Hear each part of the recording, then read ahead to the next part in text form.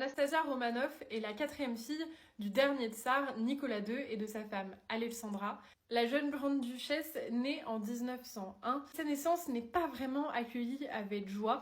Au contraire, on voit ça comme un grand malheur que d'avoir encore une fille et toujours pas d'héritier pour le trône. Des témoignages qui nous sont parvenus, Anastasia nous apparaît comme étant la jeune fille la plus espiègle de la famille, celle qui ne loupe pas une bonne occasion de faire une farce. Anastasia n'est pas une grande fan des cours et du temps passé en classe. En revanche, il paraît qu'elle était brillante.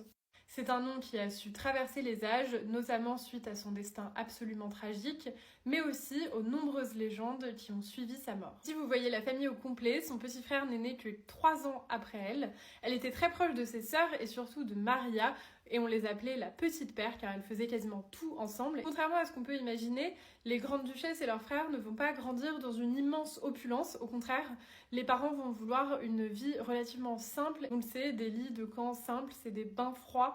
On ne les appelle pas par leur titre impérial. En 1917, la révolution russe va mettre un terme au pouvoir des Romanov. Son père doit abdiquer en son nom et au nom de son fils, et toute la famille se retrouve emprisonnée. Malgré des espoirs d'exil, notamment chez leur cousin George V en Angleterre, rien ne va aboutir et ils sont baladés au travers de la Russie, d'un lieu d'emprisonnement à un autre, jusqu'à arriver à Yekaterinbourg.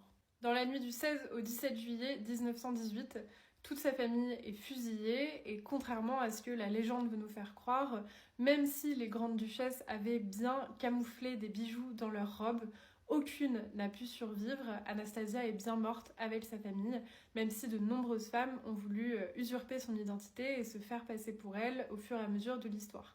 Je vous ferai un épisode dédié à cette partie si vous le souhaitez.